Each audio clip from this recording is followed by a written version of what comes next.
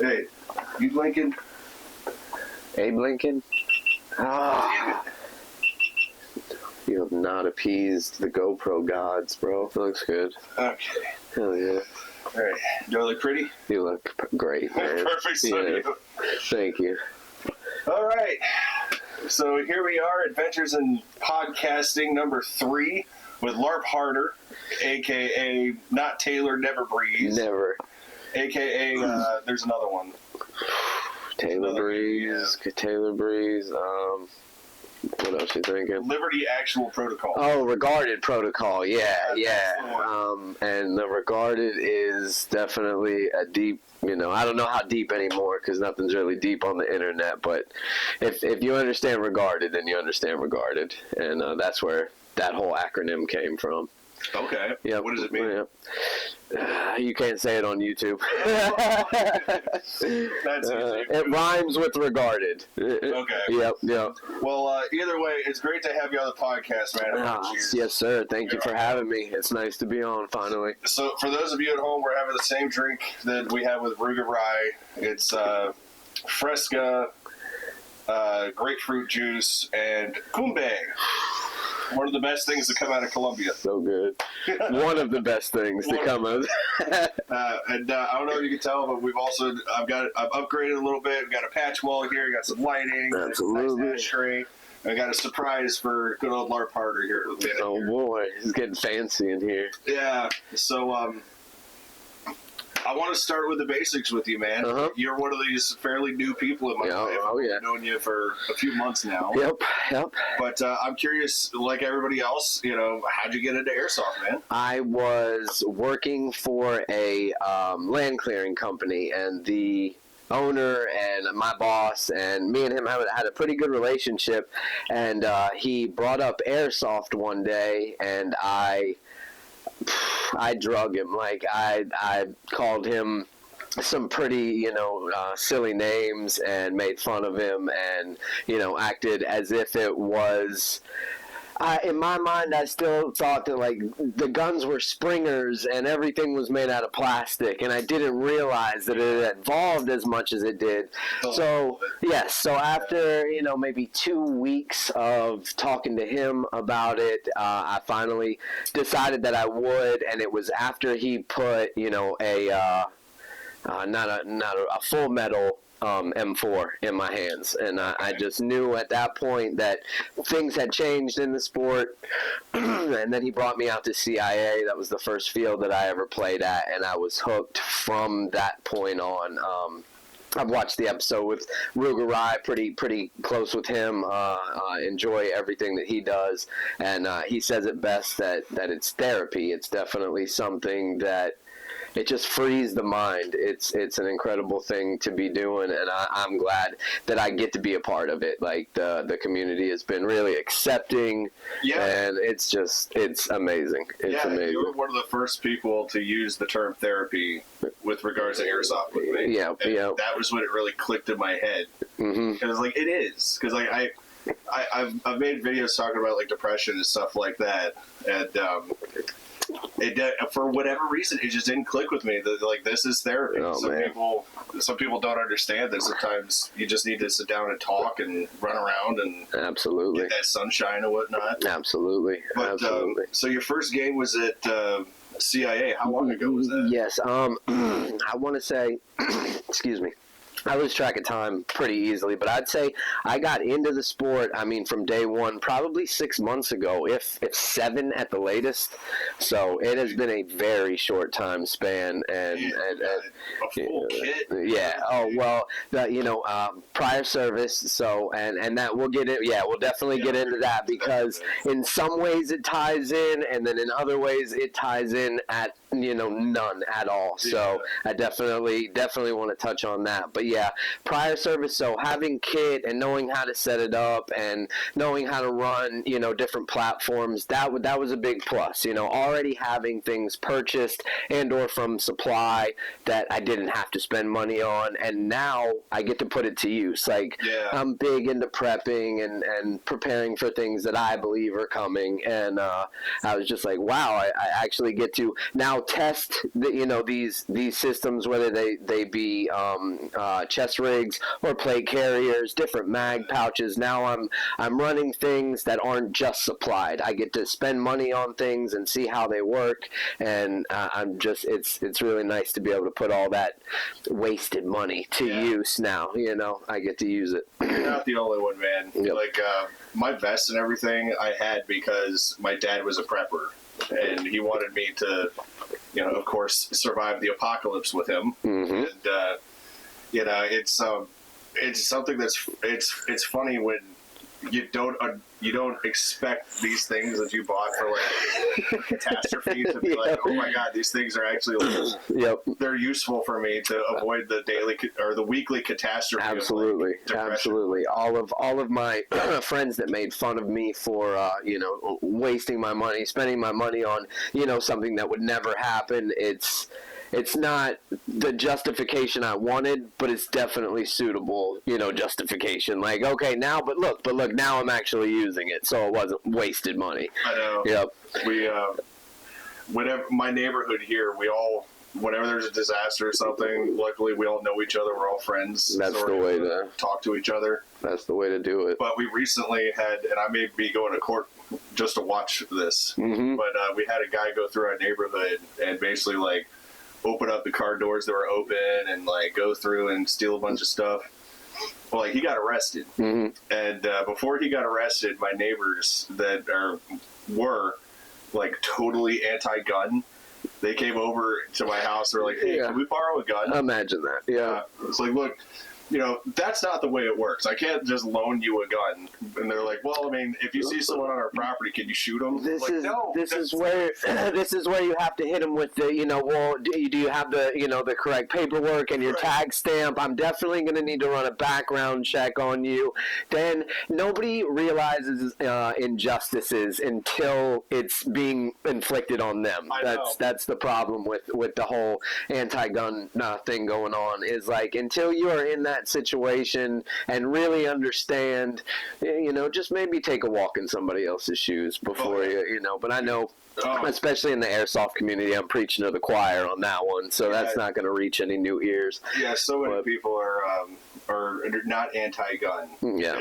You can't really be anti-gun and play airsoft. No, not at all. But I know some fields have problems with people bringing their concealed carry pieces onto fields. See, that's silly. That's so dumb. Yeah. That's like, what if it falls out and some kid picks it up and is like, hey, I'm going to kill you with your own gun. Yep. And then they actually do. Absolutely. Like, they actually kill you with your own gun. Negligent discharge. God forbid, and this would be like the most extreme, but of course you're going to probably buy the replica of your EDC, so that way, exactly, so that you're training with the same gun, and I holstered the wrong one, like how many times have you heard the cops say that they were going to draw their taser, but that's on the other side, so how does that work? But they also have different grips and everything, but in the moment, because I saw that video of that lady cop that shot that dude, but she thought she was tasing him. And like he looked at her just like, what? I can't believe this just happened. And she shot him in the back. Oh my god. You need to go back to the academy. So God forbid a situation like that ever arose, but yeah, man, it's definitely, it's not within arm's reach at that time, but it's at least in the vehicle, and that's where it'll be. It's not coming inside. That's definitely, your own personal responsibility you need to take. If you're going to advocate weapons, then definitely be about the safety about them and do what's right. Yeah, stay smart, stay trained. Absolutely. Stay vigilant. That's pretty simple. I had an incident where this guy got road rage, and he was mad at me in the car next to me, I think. Mm-hmm.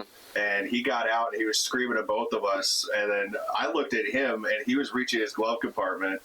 And like I had my little bag and I had my hand in there. I had my finger on the trigger and the safety. I was like, for God's sakes, get back in your car. Yeah, like I rolled down the window. I was like, dude, this is Florida. You need to get back in your car right now. Yes, absolutely. That needs to be your fundamental first thing your mind goes to when you want to road rage on somebody. Do not get out of your car. This is Florida. unless it is agreed upon and everybody gets out at the same time. Don't run up to a car window. That's dumb ways to die, bro. Even then, they're gonna go back to their trunk and get something. Yep. It's not like in Russia where they're gonna come back with a crowbar or something. No, they're coming. Yeah, literally come over with like an AK. That was just about to say. It's definitely gonna be a Kalashnikov coming out of the trunk. He's been waiting to show that off. Yeah. But yeah, I know that we both have played at CIA a couple times, which is a fantastic field. And, Otter, I haven't contacted you yet, but I absolutely need you on this podcast. Please. I do want to go back there soon. I'd like to get a group together to go back there. Nice. I was just there 2 Saturdays ago, and it was, it was absolutely packed. It was so nice to see everybody there. It was a beautiful thing. Like, that it's the first place that I've played at, and it's changed so dramatically with new obstacles and the way that they've set it up. It's just the place that I love. The staff is amazing. They treat you like they know you if you've come in several times. They're willing to work with you if you don't have a barrel sock. They'll give you a rental barrel sock. They're not going to charge you, an arm and a leg for every last thing that you need. And I big shout out to them. They're a big supporter of my channel, and I absolutely, unmonetized, love to play at that field. They are amazing. Yeah, it's fun. I'm a big close quarters guy, so there's an angle on an angle at an angle, and there's just no safe place in CIA. So it's really nice, man. If you're willing to move and get out of cover and not play like you're in the military, you're going to have a great time at CIA. Which is really the point of airsoft to me. Yep. I know a lot of people use it, like you were talking about prepping. Mm-hmm.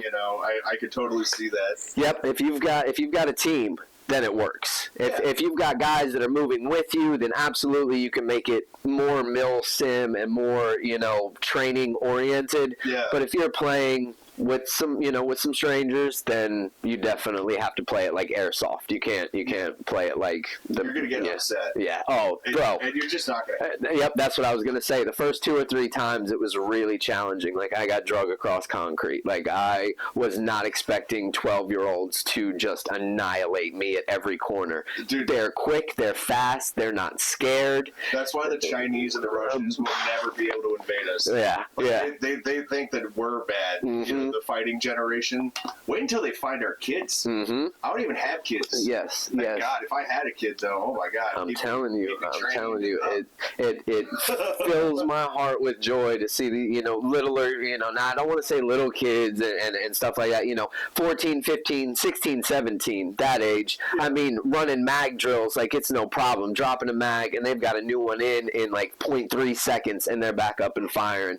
That's the same as in real life. Like, if you can do that with a mag and a weapon system, you can do it in airsoft and in real world. Yeah, the only thing that would mess with them is going to be the recoil. The recoil and your round count amount. Like, that's what got me, is when I go dry in airsoft, it's like a huge bummer to me, because it just seems like this magazine is going to be endless. You can find magazines that are realistic, that are like 30 rounds. Yeah, I've seen, I think in, name's Rico on YouTube. I think that's him. He's British, ex-military, former military, maybe still be active. I don't know too much about him, but I watch his videos, and he plays with gas blowback and 30-round magazines. So he's like hardcore. I want to try that. Yeah. It would be so annoying in airsoft while people are sending 10,000 rounds at you. CQB would be pretty fun. Yeah. And you don't use that many rounds. True story. Yeah, no. 10 minute round at CIA will get me a mag, and maybe I'll reload just to be safe. One game at like Wasteland Ops, I ran through 6 mags. Dude, I had at Operation Red Monarch, I had my reloader and 3, 6, 9, 10, 11 mags on me, and I was running dry every time we went outside the wire. That's it was we were. It's just fun to just It is, dude, to get in a firefight with BBs that you can see are landing right in front of you. You know they're not going to get you. Yeah. To just exchange and have that volley, and it's nobody's getting hurt, nobody's dying. It's a blast, dude. It's a blast. Honestly, it's way more fun than because you're. How old are you? 36. Okay, so we're right around the same age. I'm 37, going on 38. Okay. Did you used to play basically airsoft with the old school BB guns? Well, that's what I was making fun of my boss for, was I thought it was still in that generation. I don't know why I just never thought airsoft evolved, because when we played it as kids with the Springer pistols and, stuff like that in the woods, like, you couldn't feel them. They didn't hurt. It wasn't, it just... the exact opposite. Oh, really? We didn't play with the Springers. We played with the actual, pellet guns. Okay, no. We were pumping. We were playing with the straight out of Japan or China, wherever they massively. Yeah, exactly. Exactly. That's what we had, and this is the Daisy BB guns. No, I had a Daisy BB gun, but I would definitely not like my dad. My dad was a Marine as well, so he gun safety was a huge deal. If I ever pointed a BB gun at somebody, dude, like the BB gun would be broken, I would be broken. That's so, a good dad. Yeah, and yep, absolutely.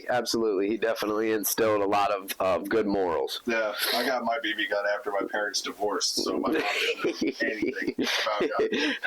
Who knows, Dad? Yeah, I ended up loaning it to one of the neighborhood kids, who then went out and shot out some dude's window, and then came back. The cops took it from me. Well, yeah, They're like, I was using a crime. I was like, yeah, but I didn't do it. Take him away. Yeah, I want to keep my BB gun. That guy's a jerk. The older boy. Oh, God.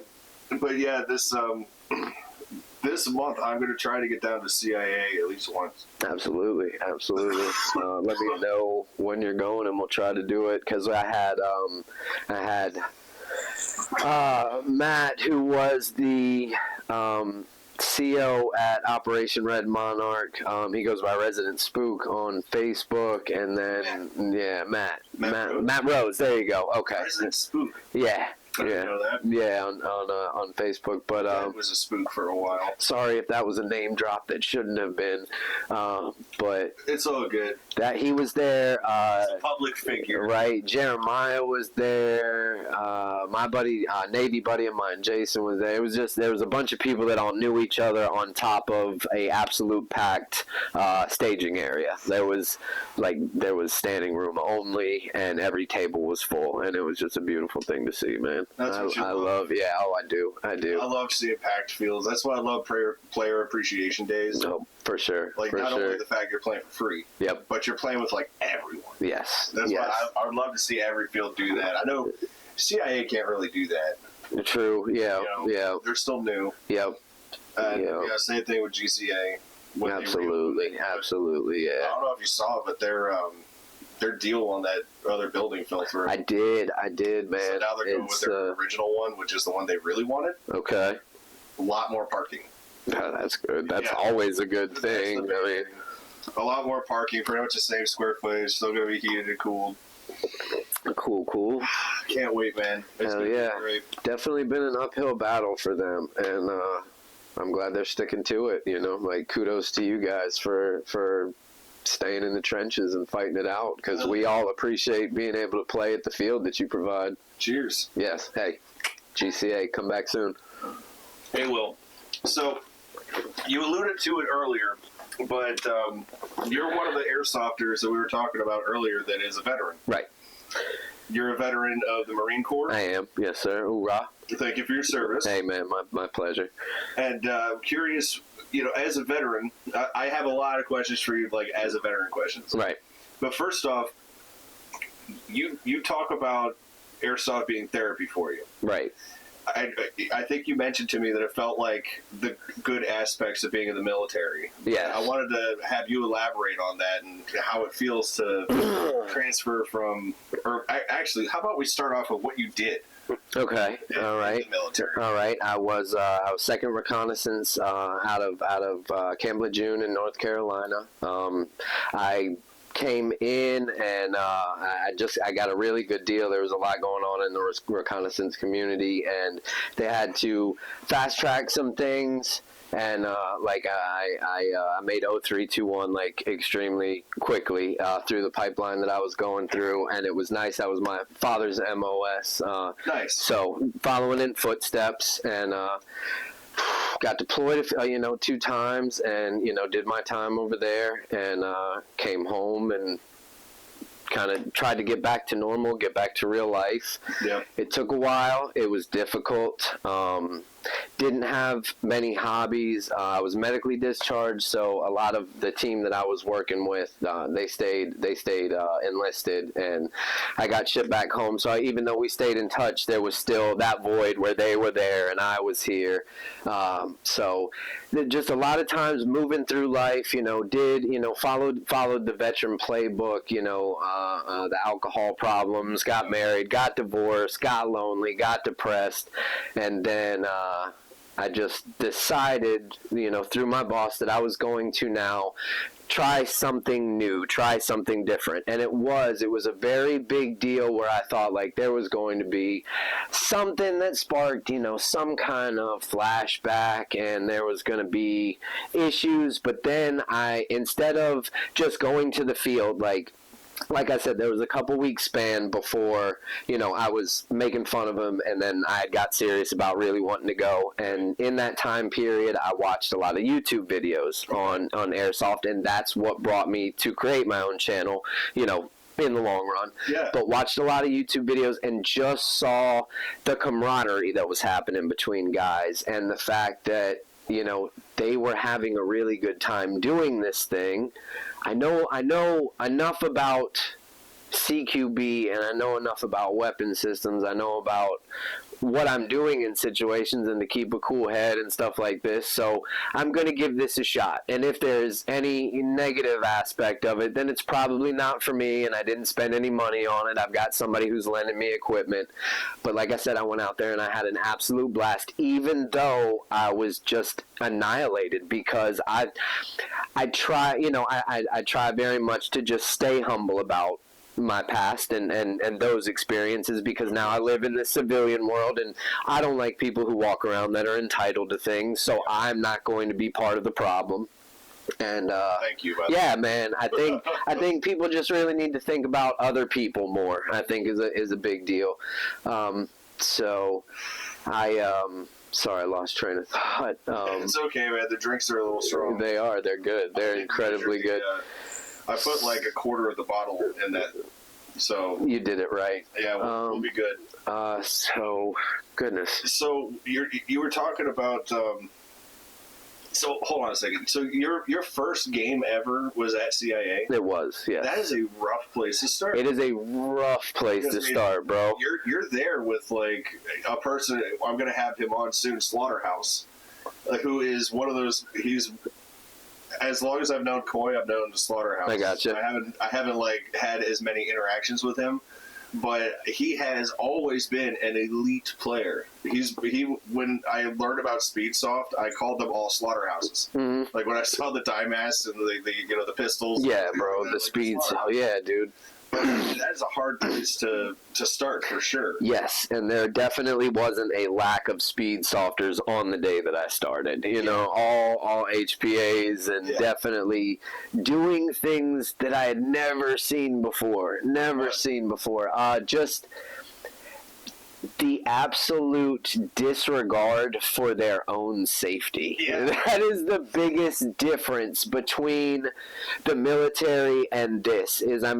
Yes, there was some crazy people over there that would definitely do some odd things, but I've never just experienced somebody who is, as soon as they come around that corner, it's almost like they've got predator vision thermal locked on you, because as soon as their muzzle breaks the corner, here come the BBs, and they are all hitting you right where they're supposed to. Mm-hmm. So it's just amazing to me that, these guys, there's a veteran of foreign war, and then there is a veteran of airsoft. Hey. And I have to be humble to the veterans of airsoft, dude, because there are things that I'm learning from Otter. I mean, Otter has taught me a bunch of things about how I move and how I shoot inside their CQB field, as opposed to moving through a room with 2, 3, 6 guys. Right. You know, it's different. It's completely different when you're on your own. Yeah, the military, how to do it. No, it's basically, if you're clearing one thing by yourself, like, just probably don't.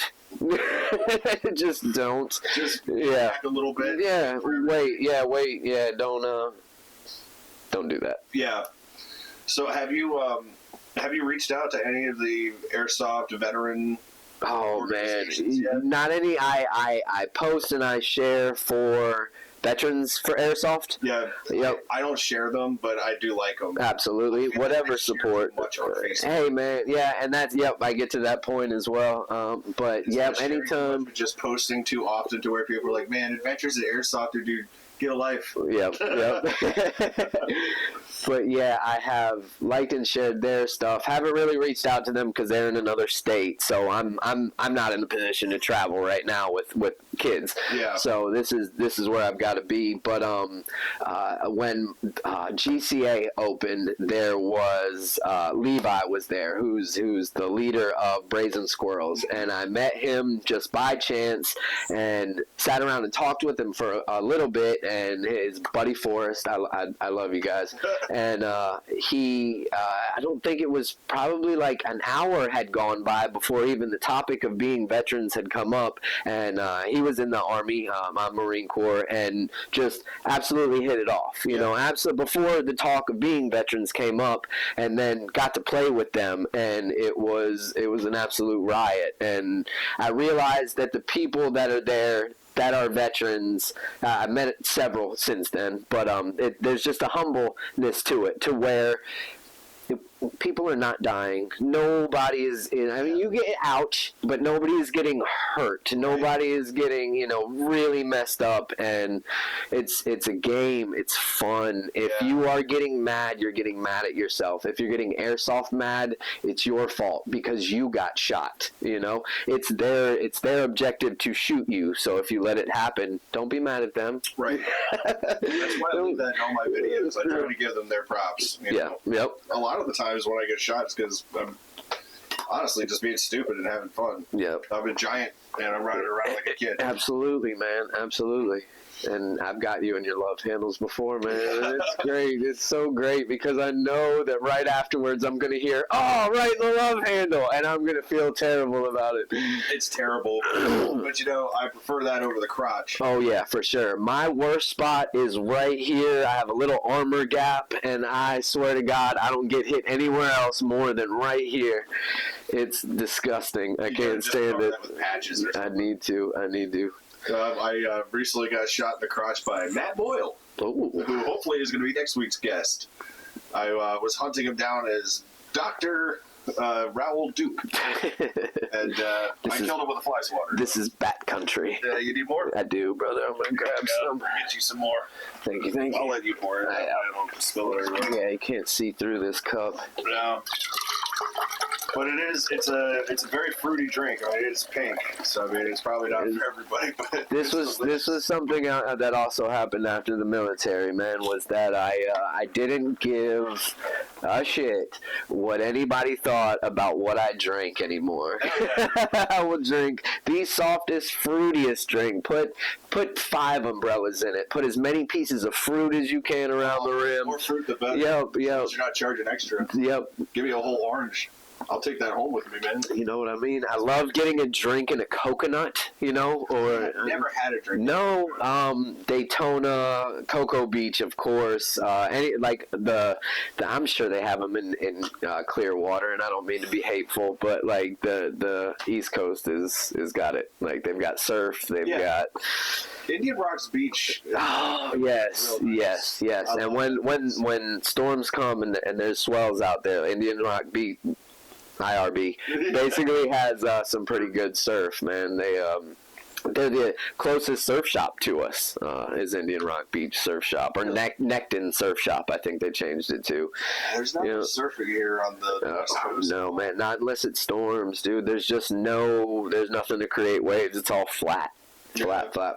I never got into surf. I'm too big for some of that stuff. Like, I fall hard. There's a board for you, bro. Like, that's what it comes down to. You know what I mean? They make those gigantic, like, 15-foot. The long boards, and you got to think, like, where it came from in Samoan culture. There's some big old dudes there. Definitely dudes. And they can throw down on the waves, man. Bigger dudes than me there, for sure.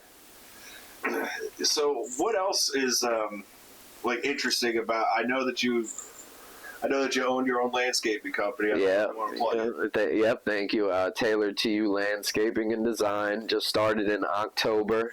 Steadily building clients, so that's great. But if you live in the Spring Hill area, man, give me a call. I'll get with you on Facebook, or if you've got Drew's number, he'll patch you through to me. So landscape design, tree removal, whatever you need. Shameless plug over. That is that's one of the points of the podcast.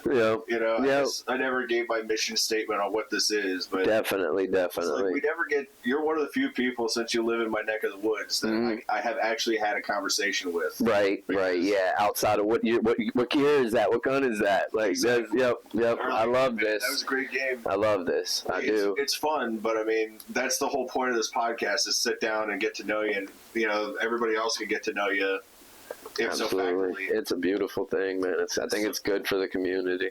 So I know one other thing we have in common, I can tell by your cup there, is that you're a fan of the genre. Yes. The strange, mysterious, and macabre, man. I really do. I'm actually wearing my Spookala t-shirt. I didn't get to go this year. It was, I definitely don't want to say it was bad. It was just smaller this year, for whatever reason. Maybe I went on a wrong day. I got to go, I think, on a Sunday. So maybe Friday and Saturday were a little bit more packed with the guests and the actors and actresses. They always bring the signature signing. They do that.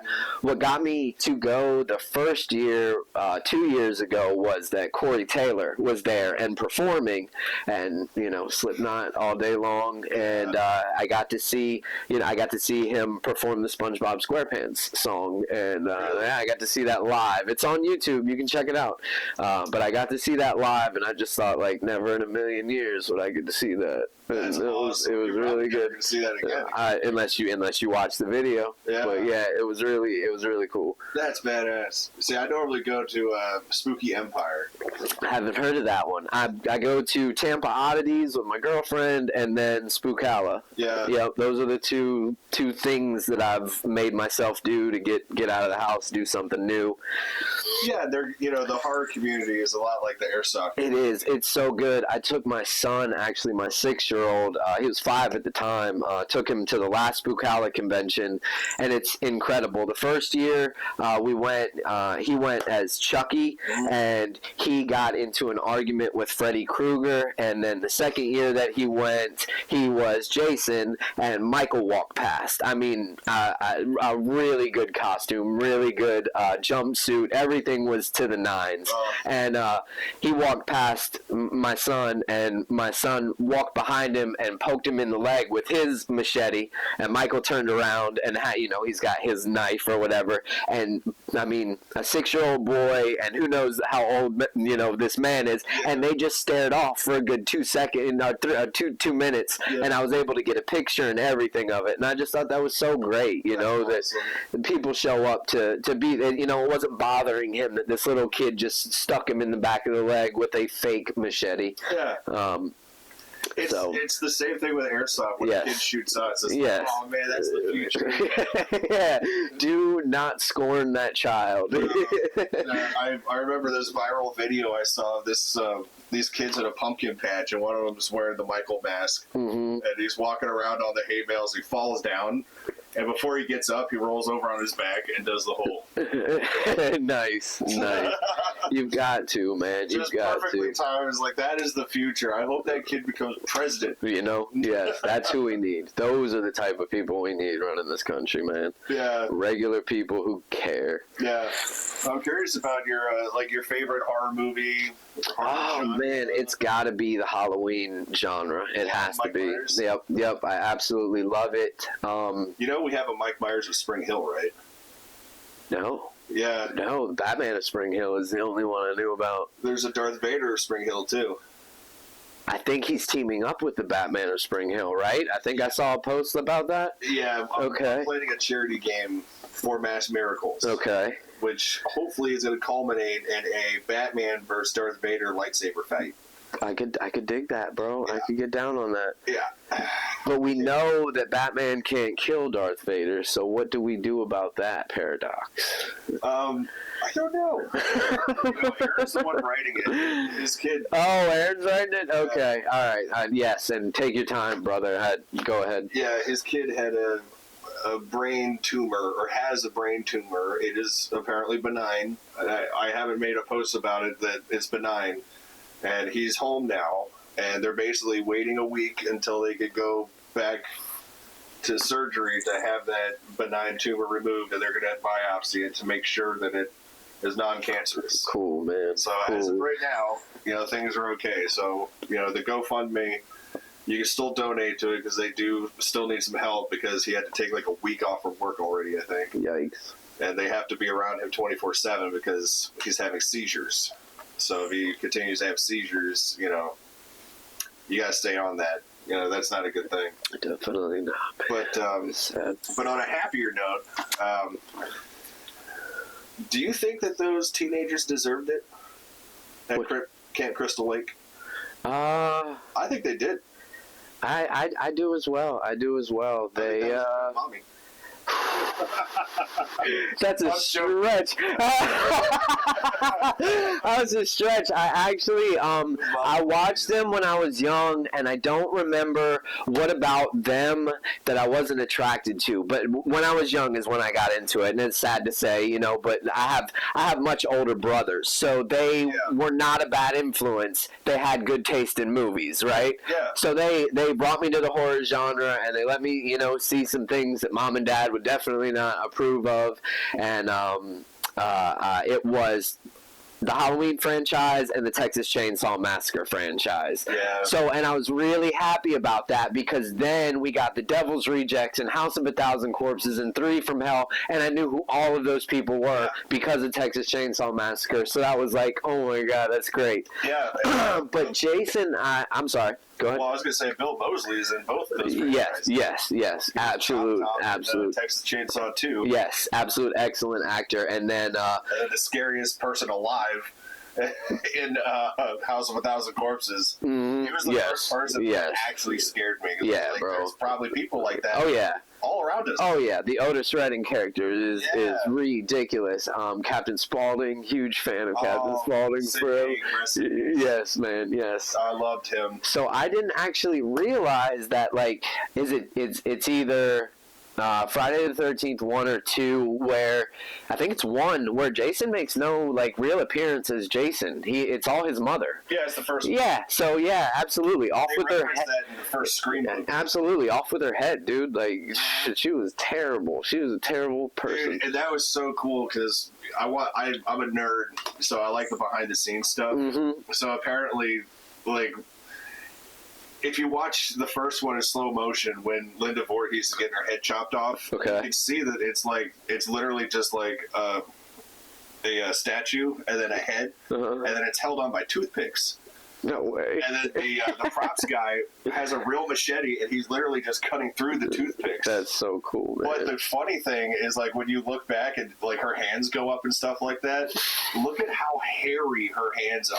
Is it man hands? They're man hands. It's one of the prop designers. That's great, man. They literally just reached up with. Yeah, that's so great. I love things they did afterwards. I love that stuff. I love that stuff. Yep. But yeah, the horror genre that I really want to get a bunch of horror themed patches. That'd be cool. That'd be cool. Because that's my preferred movie taste out of the comedies. I mean, yeah, absolutely. They I feel like they're the most, and everything's kind of getting beat to death. We haven't had a lot of original ideas in cinema, but like really, the B movies.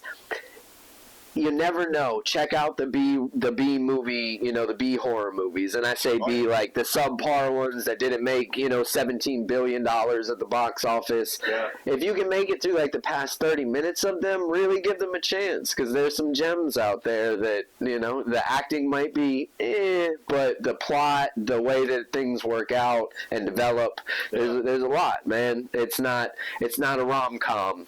No, and there's. Like, I guess really my favorite genre is the horror comedy. Mm-hmm. Evil Dead 2, Army of Darkness, anything Bruce Campbell's ever done. Yes, bro. They're always fun. I mean, there's this movie that someone was talking about doing like a one-shot. That was so cool in the movie. There's this movie from Japan called One Shot of the Dead. Oh, wow. Where this guy made an entire movie in one cut. No. And it's technically two different movies. Damn. He was able to do the whole thing in just one cut, and it's phenomenal. That's insane. Yeah. It's phenomenal. How long is the movie? It's like an hour and a half. No shit. It's feature length, 90 minutes pretty much. Wow. Yeah. I mean, it's like a play, basically. And then I'm guessing he had just a ton of people behind the scenes. That's crazy. Because his commentary was in Japanese. Like, come on, guys, someone translate it for everyone. Yeah, I really do feel like, yeah, absolutely. As American as that might sound, like, I think America does a pretty good job, You should be doing that for Scorsese stuff. And translating that in German and French and Swahili. Everybody. Yep. They do have Hollywood. They're fun, low budget stuff. Yeah. Everyone in what country was he talking about? Like, everyone in Ghana knows Kung Fu. And they're all just like fighting each other and whatnot. But yeah, man.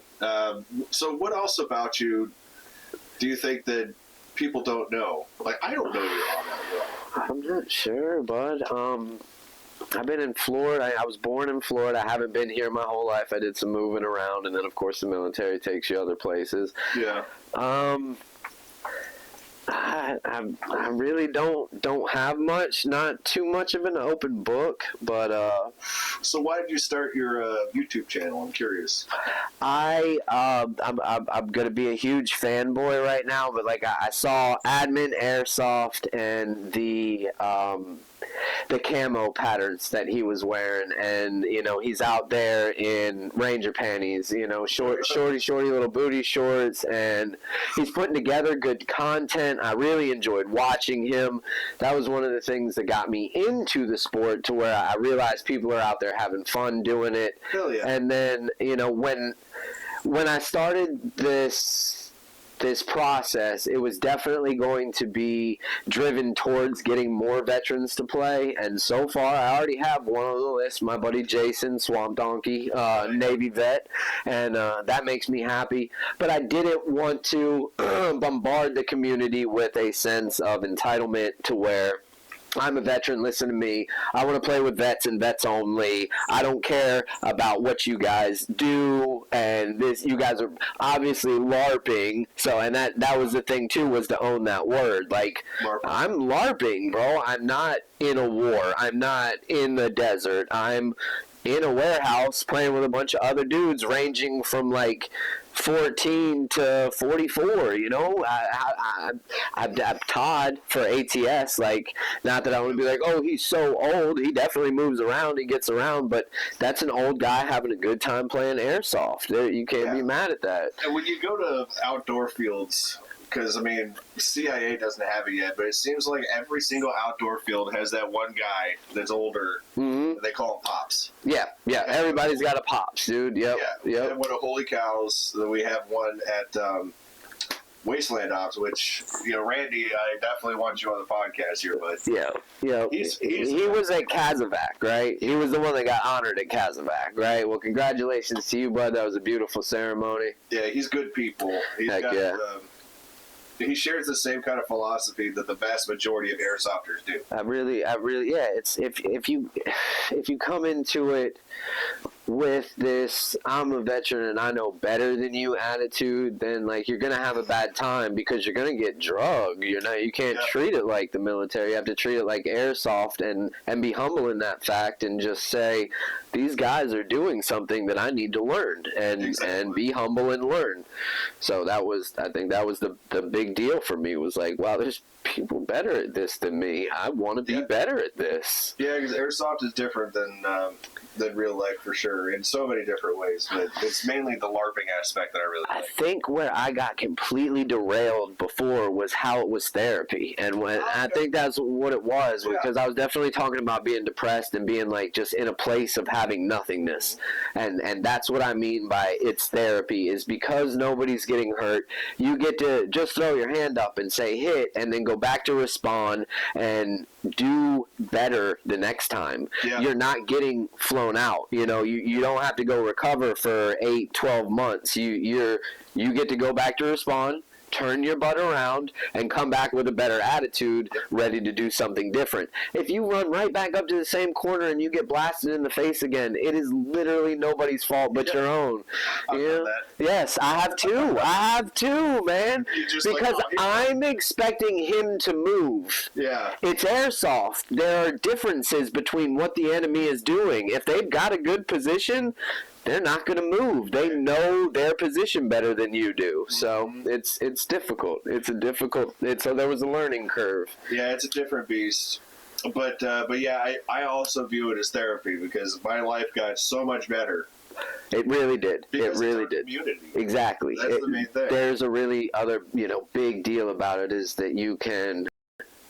I mean, just like right now, I'm talking on a podcast. You asked me 4 months ago, even when I was playing airsoft, if I would be doing this. Yeah. No, bro, I don't really get in front of the camera. I'll be behind the camera, in my helmet, but I don't really get in front of it. So it opens you up, man. It just it gives you people who are definitely like-minded, and not all conversation at the airsoft field revolves around conversation. I'm sure there's people you can find to go to the flat range with you.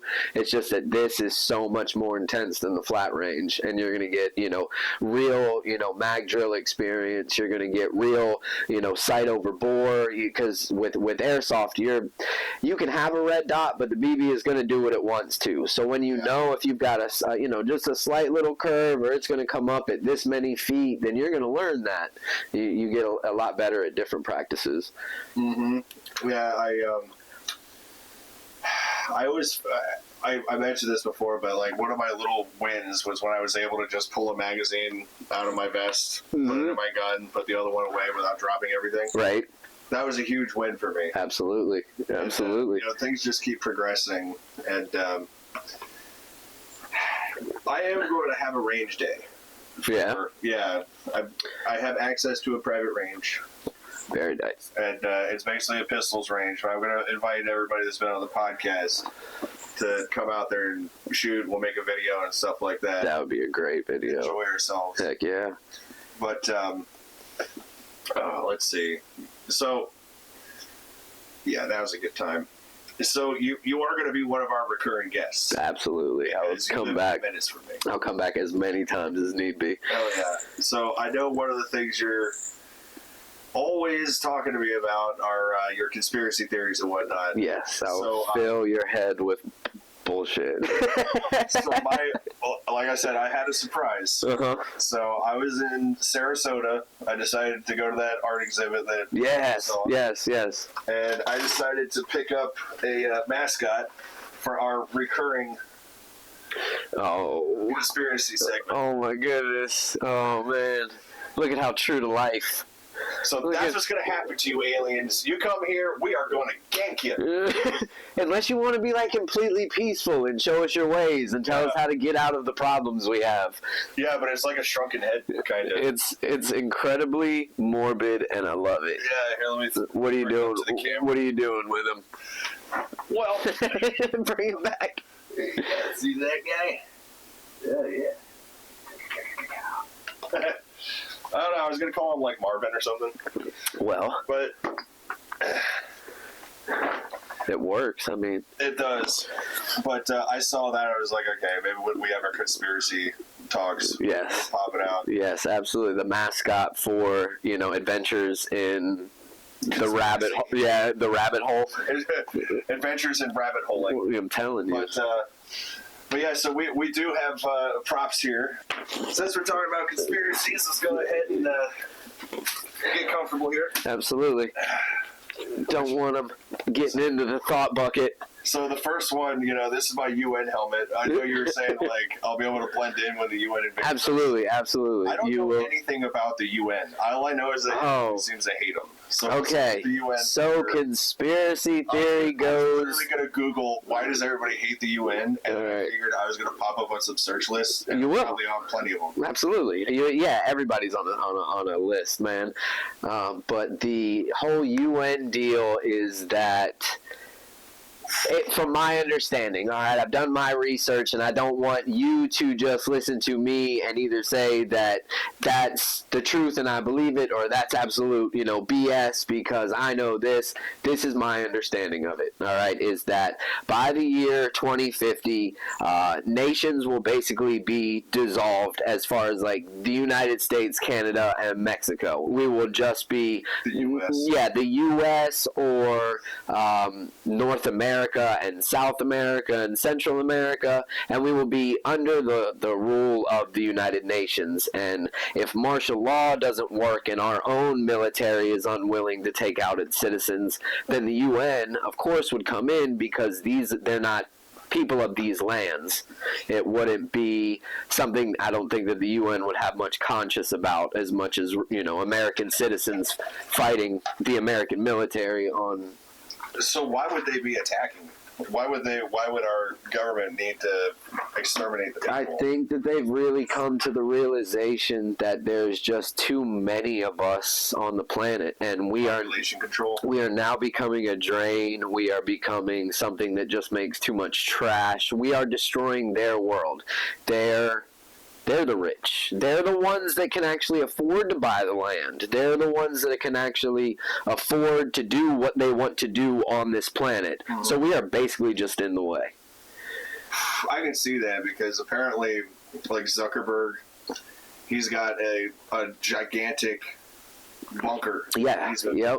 Gates has got one. All the big names. Gates has been buying up all the farmland. BlackRock. Creepy thing. BlackRock is buying up all the properties. Like, not have my property. Yeah, you really. If you really get past the you're into conspiracies thing and the taboo of it, and do some research into things, it's not a conspiracy if the money shows you that's what's happening, and all you have to do is follow the paper trail. Like with the stock market and with this, if you watch the paper trail, you're gonna know what's happening, where the money's flowing and where it's going. Yeah, and I mean, most recently, my biggest thing with that has been the war on Ukraine. Yes. Yes. I don't know do you know Spicy? Yes. Okay. I know he's over there, and kudos to you, brother. I'm glad you're over there helping people. Still trying to get those naked pictures of Ryan Reynolds, but he's very hard to track down. Like, every time he's naked, apparently, he's got a little black bar. But we'll get something there. Dang it, he did say Ryan Reynolds. I was about to say, like, if he said Deadpool, maybe we could convince, Deadpool to get naked, or at least mostly naked. I mean, you got to work with what you got. If, he's... Yeah. But, like, the war in Ukraine, apparently, there's been billions of dollars that were accidentally sent over there when that money literally could have been used on Hawaii to... repay everybody for their lost property. Absolutely, man. Absolutely. Hashtag blue roofs. What is that? There was a bunch of celebrities over there that painted their roofs blue at the time, and none of their properties or houses were damaged in any of these fires. Was one of them Oprah or The Rock? You are correct, sir. Was it both of them? I'm pretty sure. Okay. I don't know how many people were painting their roofs blue over there, but that was just, and I really didn't like that. I will side and say that is a conspiracy theory. I didn't read into that one very much. I just saw, probably 12 to 15 memes about it. And I was like, well, that's, that makes sense. Why are these celebrities painting their roofs blue in Hawaii? And then I saw, that's what it was. I saw a picture of somebody who claimed to have been struck with one of those lightning bolts, their car, and the way that it went through the car and melted everything. Some scientists said that wasn't a lightning bolt strike. It was like direct energy. What, like thermite? Yeah, like I guess it could burn like thermite, but it was just like a spaceship beam, man. Like the government was sending down beams of energy, and that's what was going to be causing these forest fires. I could totally see them do it. I mean, I haven't worked in government, but I've interned at NASA for 2 summers, which isn't a whole lot, but like I met a lot of the upper crusty people at NASA. Yeah. They're not, I mean, no offense, but like, y'all are rednecks. Yeah. Like, I thought I was going to be meeting learned people that would be able to teach me stuff like my dad taught me about astronomy and all this other kind of cool stuff. But like, no. Like when they were fixing the flame pit, it was literally a pickup truck and dudes with hammers. Like they were rubber hammers. But like they would just hit the tiles. It's the pit, like, where the flame trench comes in. Yeah. So they would just go there, they would hit the tiles, and if it fell off, they'd replace it.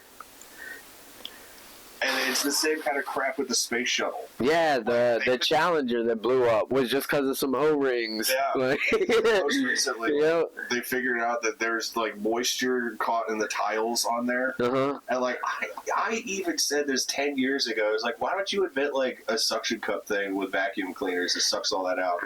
They have that now.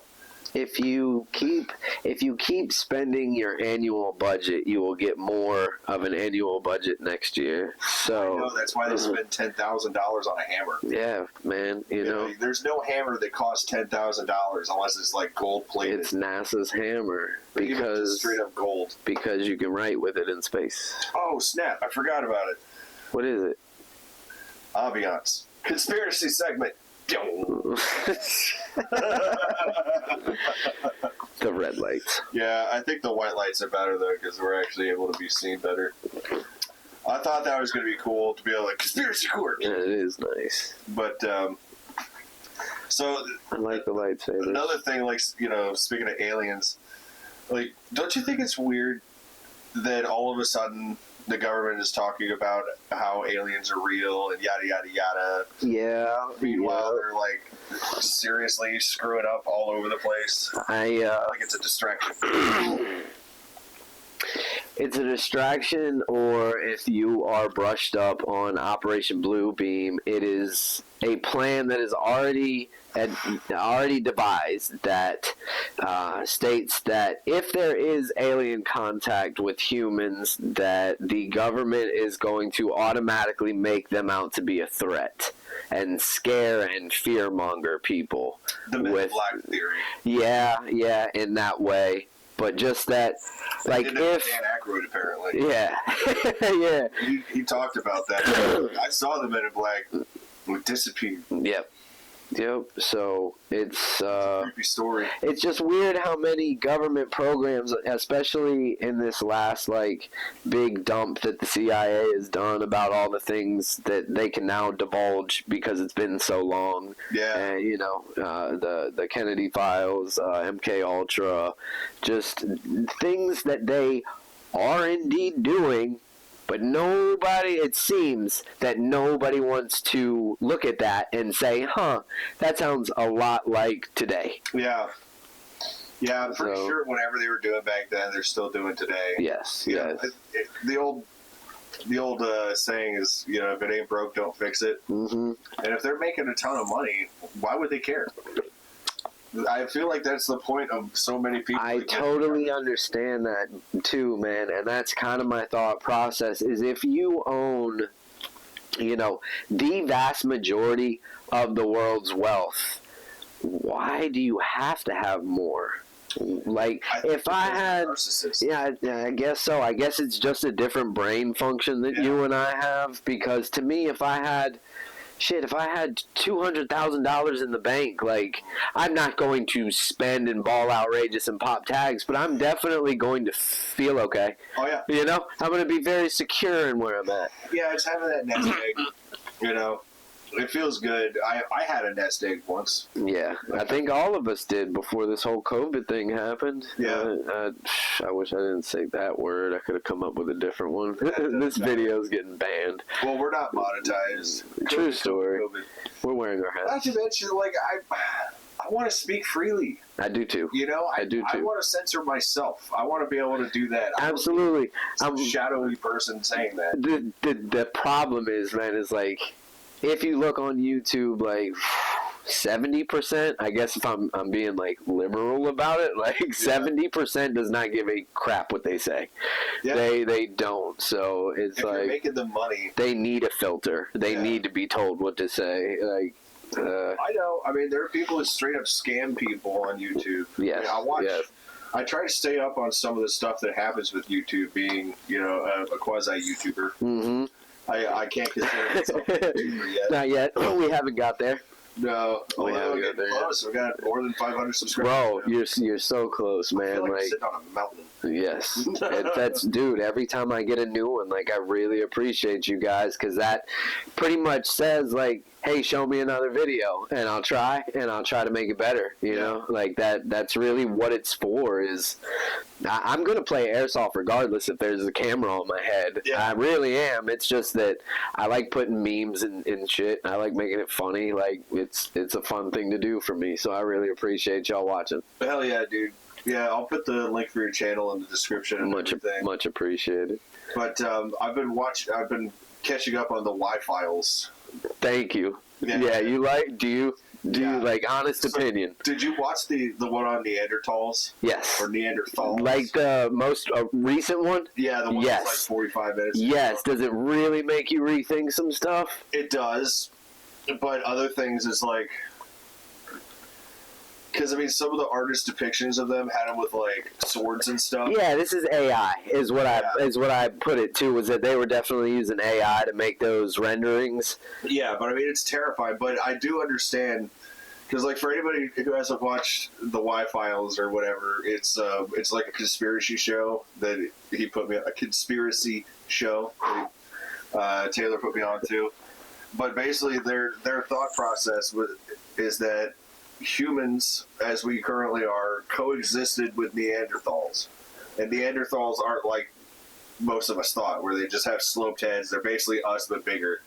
Like, these are like the orcs from Lord of the Rings. Yes, like, these dudes were terrifying. These are, Bigfoot's like badass cousin, dude. Yeah, they said that one of the theories is that's what Bigfoot became. Yes, like devolved into Bigfoot from these things. Yeah. And the Neanderthals would basically wait for nighttime, and then they would come and start picking us off. They would kill the men and eat the men, and they would take the women to reproduce with. Yes. And the theory is that they either became Bigfoot or they just died out because their genes and our genes didn't mesh. Yes, everything was okay to have offspring except that only the female offspring from a Neanderthal and a human was that the females were infertile. The boys were fertile, so that's why we have Neanderthal DNA in us to this day. But the females were infertile, so that's why it killed off all the features and stuff like that. There was no way to reproduce on that end. Yeah, I mean, there's some people that have a ton of Neanderthal DNA. Yes, and there was, and they said that, of course the human women would rather be with a human man than a Neanderthal man. Yeah, I mean, from the description, I mean, they've got like giant teeth and jaws and stuff like that. I'm pretty sure. Yes, pre Bigfoot, like that. The missing link in between the missing link is how I was kind of figuring it in my head. Yeah, I could see it like that. But that's one of those shows that you just kind of skip around. The one that I was watching before you got here was they thought that the pyramids in Egypt were built not by the Egyptians, but that the Egyptians found the pyramids. I haven't actually seen that one, I don't think. So they said that they were built in like 13,500 or they were built 13,500 years ago, and that the ancient Egyptians found them because apparently they have structures. I didn't get to finish it, but they're talking about how the pyramids could be a power source because they have.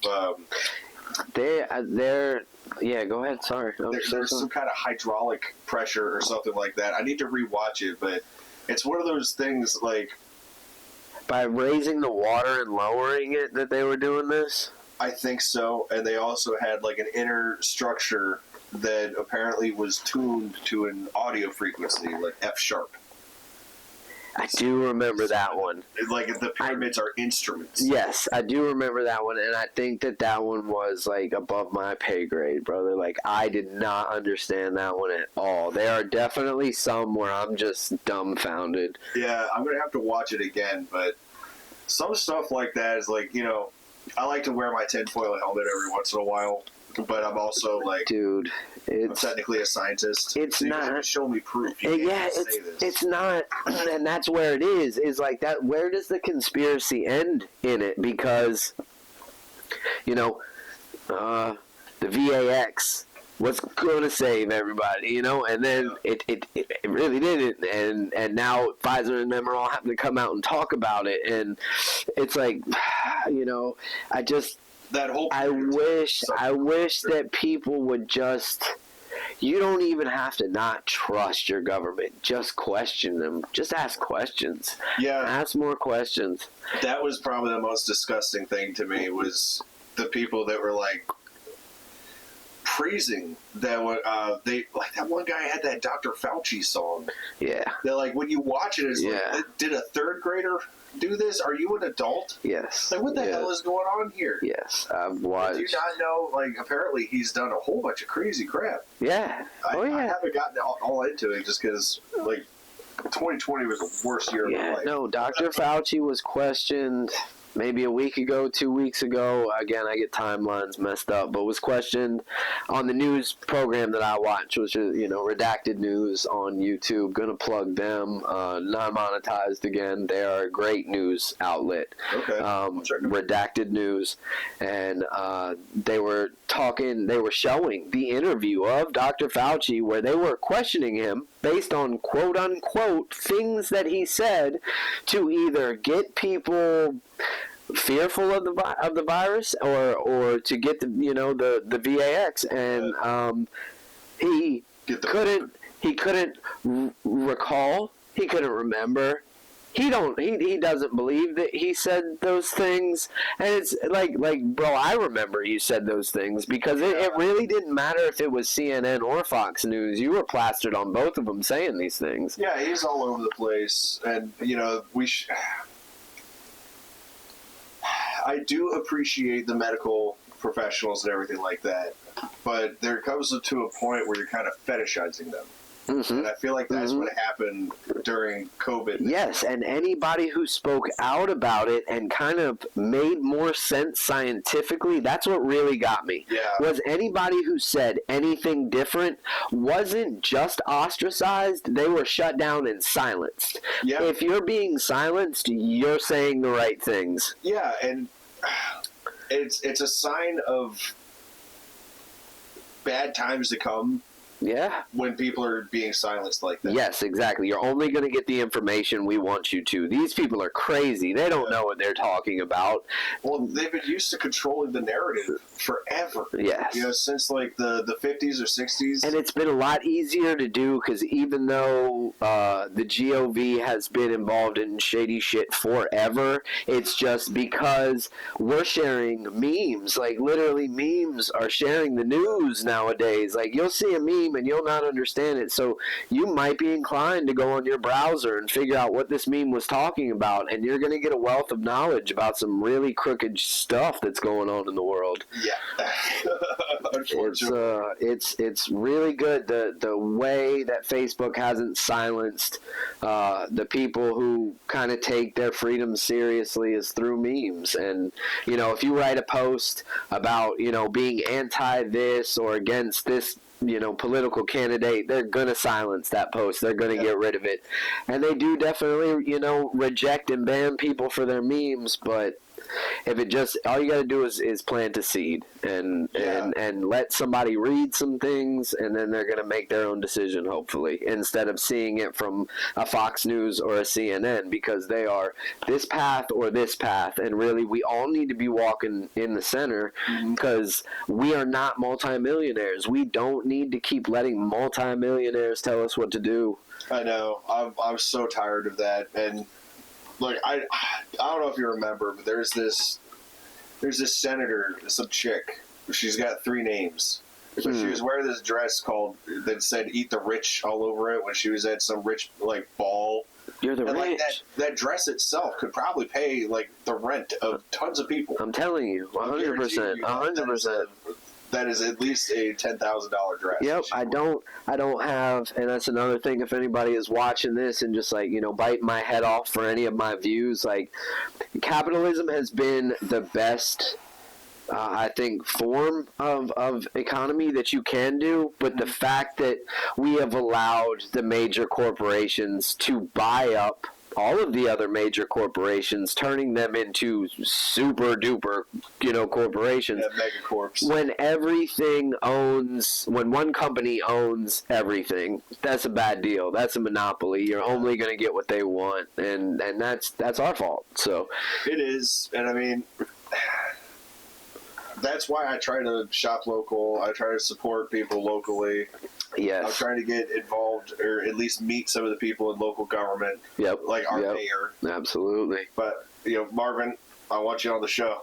I don't know if that's going to happen. Yeah, come on. It doesn't have to be airsoft, obviously. Like, come on and talk to us, because I think getting involved in local government is a huge deal. Nobody's listening to us. Like, right. The politicians, of course, don't see the memes. The feds do, and I see you too.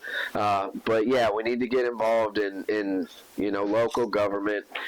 Because things like this are now illegal. Yes. This is something that is so fun and actually makes the game of airsoft a lot better. Yeah, is now illegal, and something that's like really good for shorts views. Yeah, like it's bullshit. You can hurt yourself with this. I'm gonna do testings at the range. I had just last weekend, 2 weekends ago at CIA, I had a Thunderbeat come in my room, and I didn't realize what it was, so I just picked it up and threw it right back out. It was definitely a Thunderbeat, yeah. So I mean, did it go off in your hand? No, it went off 2 seconds after I let it go, so I didn't feel anything about it, but just the fact that I guess I was willing to grab it and throw it away from me, I wouldn't be scared to pick one of those up or kick it. At least kick it. Yeah. I'm not gonna advocate that. Do not pick them up. Shh, don't pick them up.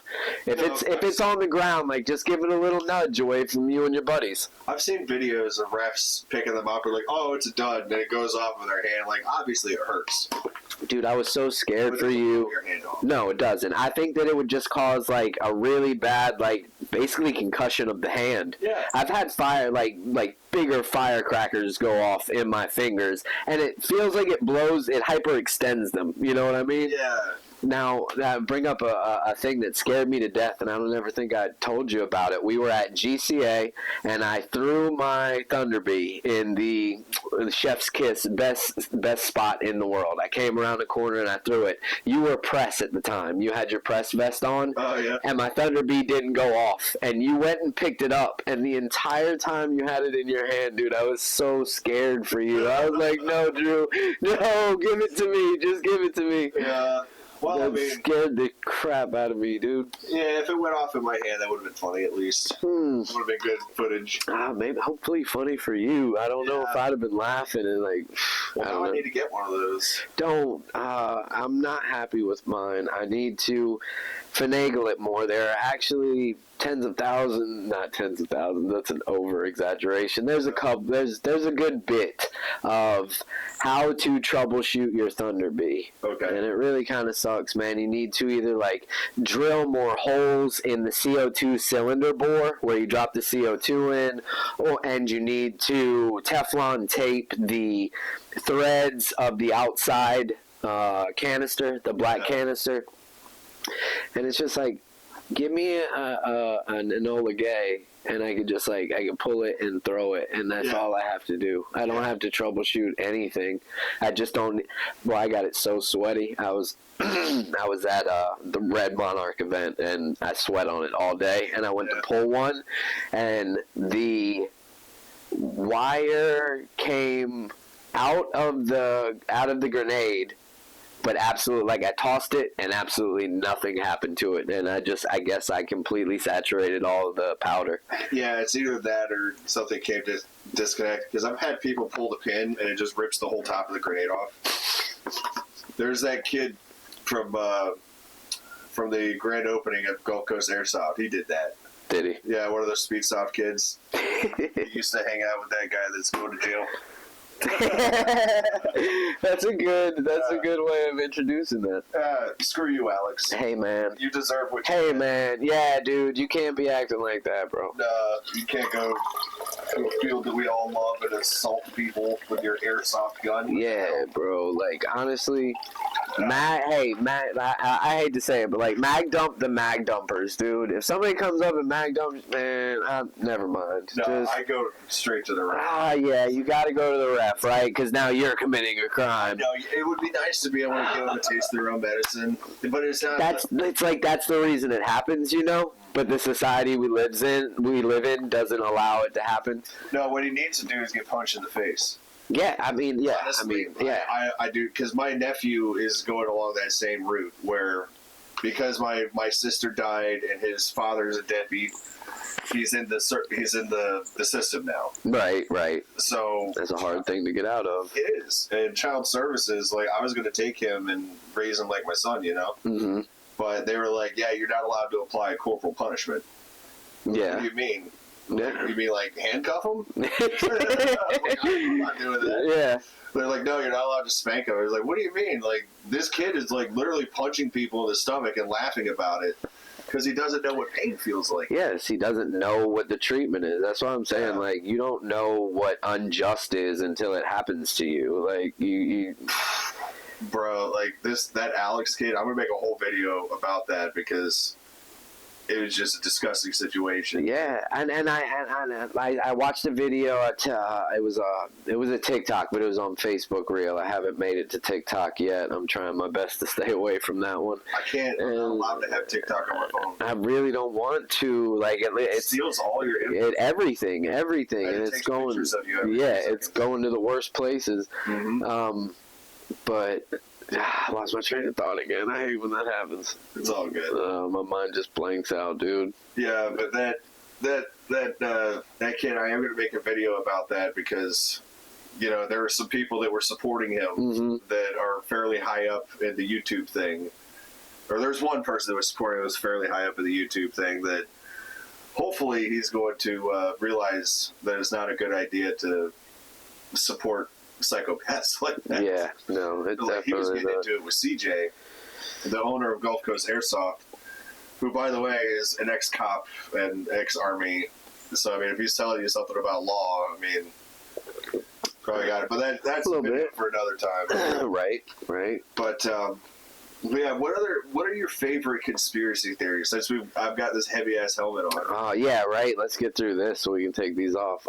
I need to go back. It's not Bluebird. It's Blue Beam. I messed that up earlier. The Blue Beam. Blue Beam. My favorite one, and it really sucks if it's not it, but I believe it's Project Mockingbird, and it is where they tried to get Kennedy involved in Vietnam with ploys of hijacking planes. There was a plane, yes, I heard about it. hijacking a plane with college students on it, and then crashing that plane, blaming it on Vietnamese soldiers, and being able to thrust us into the war with Vietnam. And that rings really true to September 11th. The way, and this is, I think, a big reason with another great conspiracy theory of mine is that the government killed Kennedy, and now that we have some of the CIA papers, even most of them are redacted.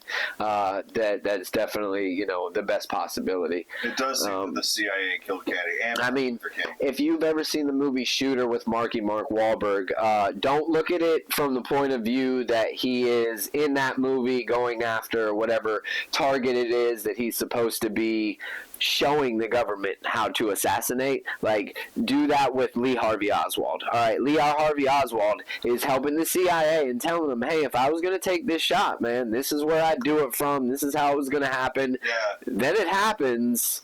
Bam, it's you, bro. Yeah.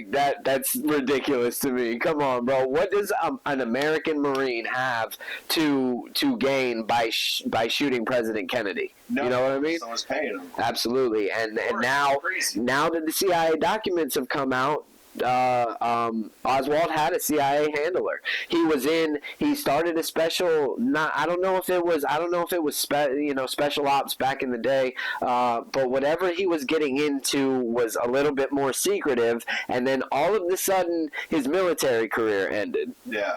He didn't get discharged. He wasn't honorably or dishonorably discharged. He wasn't medically discharged. He was just not really reporting to the military anymore. Just over all of a sudden. So is that place where is that in Texas? The book depository. Yeah. Is that a place that you would go to just to see everything and start to put connections together? I don't know, man, because I really do believe that like I have really watched that. I'm going to forget his name now. The footage. Whoever, it's his name and the footage is how it's always described. Yeah. Kennedy riding down the road and taking... where his head goes forward. Yep, exactly. And it's just really hard to believe that it came from that high. Yeah, I mean, I don't know if you... I believe that one came from that high, and that's the one that everybody said hit the road. Yeah, well, apparently, I don't know. I'm of the theory that there were several shooters. I am as well. Yeah. I don't know if they all hit the target, but Penn Jillette in the Penn and Teller bullshit series, he actually did that where he debunked the one where they're like, there's no way he could fire 3 shots in 3 seconds from this kind of a rifle. And Gillette was like, I'm not a gun guy, I'm a magician. I'm good with my hands, but here, I'll give it a shot. Right. You got it done in less than 3 seconds. Yeah. And he was like, cock, shoot, cock, shoot. And I think he threw aim in there too. It's the shooting a moving target, having to judge for windage. Yeah. There's a lot involved with those shots, man. That's why those guys are who they are, That's another reason they said that they did it there, because there were all the flags that were windsock. Yeah. But when you're standing right across on the grassy knoll, like, you're going to hit that shot, dude.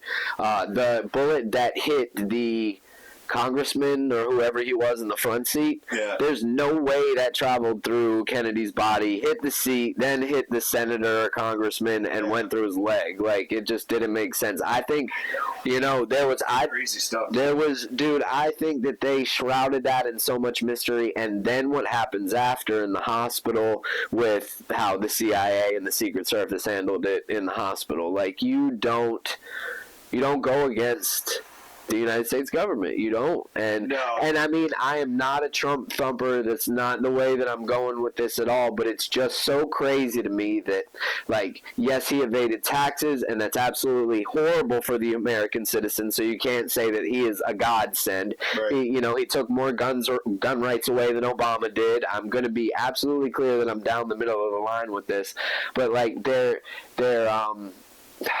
my God, bro, you're going to have to cut some of this because I just keep losing my train of thought so hard. It's okay, man. We've had a few drinks here, and we've been recording for, like, close to 2 hours. Yeah, absolutely. It's just that sometimes things aren't there. I know. Yeah. It's a whole lot of stuff. The Three Stooges syndrome. It is. I think that, like, I've gotten through this pretty good. Like. Yeah, well, my second cup. I mean, we're almost done. Damn, dude, we drank like that much of this. Absolutely. Okay. What's your favorite conspiracy theory, and then we'll take these off? Dude, so I have a couple, but the one that I'm on right now is aliens. Okay. Am I the only one that doesn't think they exist anymore? You don't think they exist? I don't know, because the government is saying they do exist. I hear you. So it's And always... I'm like, I can't trust you? Yes. But I want to believe this. I've spent my whole life, because I know after working at NASA, I talked to the smart guys and stuff like that. They're like, look, I mean, mathematically speaking, there is life out there just like us.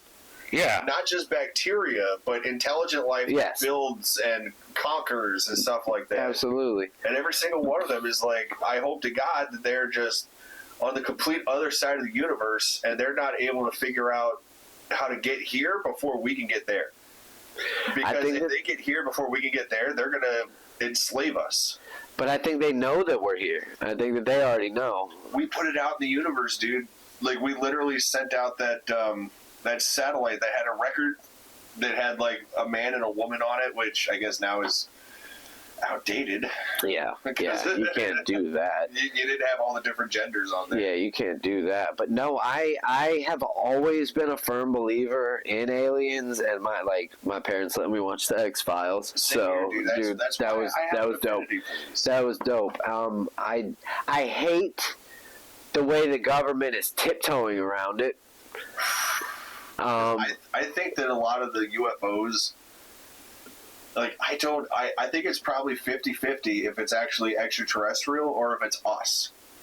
You know, I can understand that. That would be the perfect cover-up. Like, what we got in Roswell is what we have, and we don't have any more than that, so we've tried to develop from that. I know, dude. And, like, I've even heard, like, Roswell, Area 51 is nothing. Like, apparently there's, like, an Area 52. Yeah, it's dude. like There's more secret.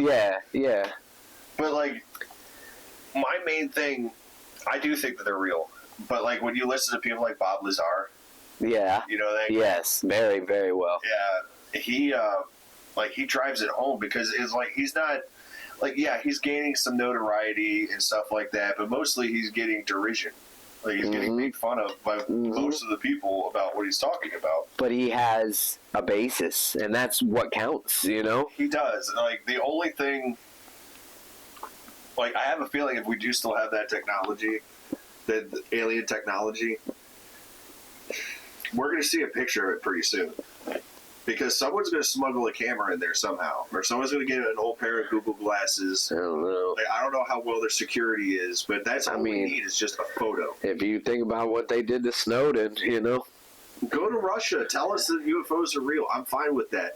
I'll fund your... Well, I'll do a GoFundMe. There's a rabbit hole right there, is that our federal government and other countries' governments are in cahoots with extraterrestrials. Yes. Did you hear about that thing in Brazil?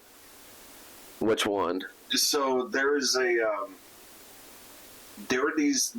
tribe in Brazil that was seeing what they described as a predator. Okay. Like from the movies. Okay. Like running around killing people and stuff like that.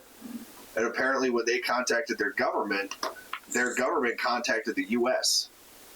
And the U.S. went in there and basically, from what I understand, captured whatever it was. I gotcha. Like, this is all, like, highfalutin stuff. Like, I have no idea if that's even true. Yeah, I haven't heard about that. The one that I heard was that, and it may have been in, like, no, it wasn't in South Africa. Somewhere in Africa, maybe, but it may have been this one as well, where a UFO showed up at a schoolyard, and every student gave an account that was exactly the same. Like, when investigators showed up this was on the Y-Files, as a matter of fact. I haven't seen that one yet. When investigators showed up to ask questions, they interviewed all the kids separately, so they would see if it was just like a game of telephone. Right. And it wasn't. They all said the same thing. And did they ask, like, did you guys all, like, watch Contact? Yeah. Or something like that? Was that something that aired on cable before? Like, I don't think it is. In a third world country at that, dude. Like, that was the thing, was that it wasn't anywhere where they had exposure to these notions, you know? I know. See, that's why I think that's why I lean on the side sometimes that it's government, like our stuff. It's our technology that's being figured out. Yep. Because they're not doing that stuff in, like, New York. Yeah. Or London, for that matter. No. If a UFO, like, came down anywhere in London when they've got, like, 1,000 cameras on every sidewalk, We have every angle of it. We'd be able to measure everything. Exactly. And I mean, they're supposed to be smarter. So I figure every technology that we have, everything we can do, they can do better. So yeah, I mean, if they've reached our planet, because everybody that's got a UFO experience says that they're silent. You would expect them to be incredibly loud, and they're not. They're quiet. So if they have, oh God, this sounds so crazy, but a cloaking mechanism, then who's to say that they're not in plain sight? I have thought the same thing quite frequently, because that's what I would do. Like if I was an alien species that has been sent here to observe, I wouldn't want to be in a spaceship. I would want to have a spaceship so I could just get the hell out of there, right? In case those monkeys start trying to eat me. Like, and I've actually never really thought of this until now. Like, the American military changes camouflages for the environment that they're sending their people into. So why in the world would you not have a way to camouflage yourself into human society if you were wanting to know something? So that brings me to one of my favorite movies that kind of inspired me down the conspiracy theory rabbit hole. And I'm sure you've seen it. Stars Roddy Piper. It's called They Live.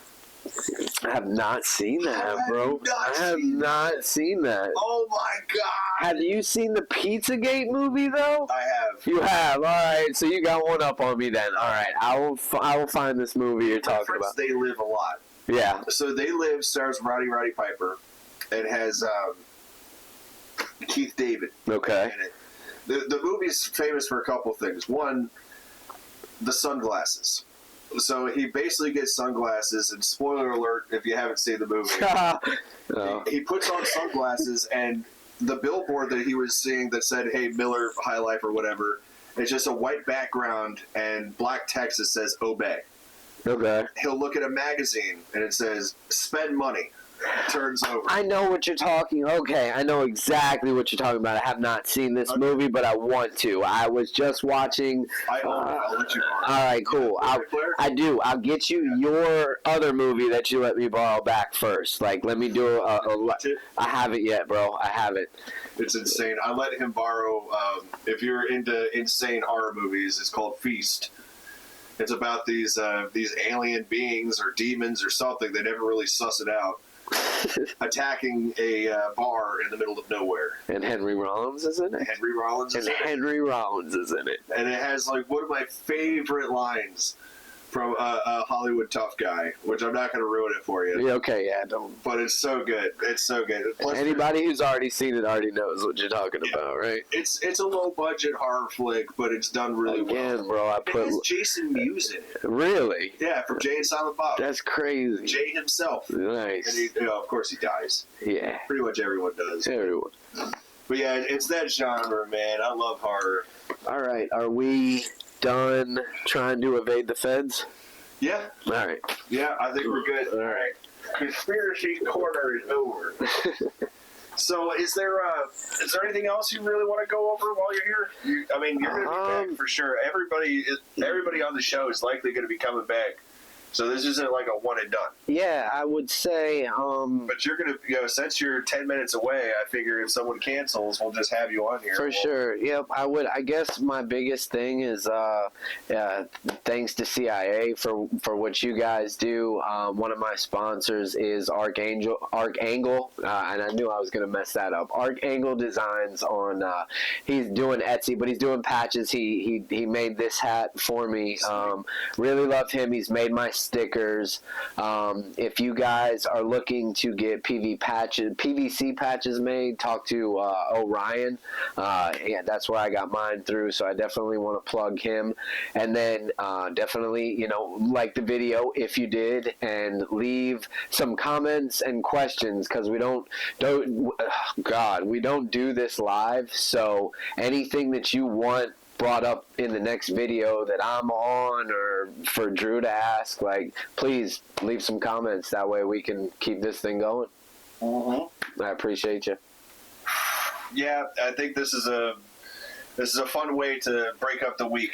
It is. It is. Everything. It's the therapy for the with the therapy, extra therapy. It's just, it's good. Come down, talk to Drew. You know, you're gonna have a drink if you want to. You're gonna have a good time, and then I just think it's really good to be able to talk to one another outside of what gear are you running, and I've got these mags too. And not that conversation is bad. You only have a certain period of time to talk to people. You know, so it's definitely good to be able to share more with the community, because I definitely want to connect with you. You've been good to me. I want to be good to you. I want to keep making content. Want Drew to keep making content. Really appreciate it. Yeah, of course. And, you know, that's the whole point of this podcast, is to sit down and get to know the people that we think we know, but we don't really know. No. And I think we got to know you a little bit here. Absolutely. Everybody is fairly complex. That's why, you know, we get through this first talky talk, and then we feel a little bit more comfortable with the next one. Yeah, absolutely. I'm feeling a bit nervous. Yeah, this, but you did perfect, man. Hey, thank you, brother.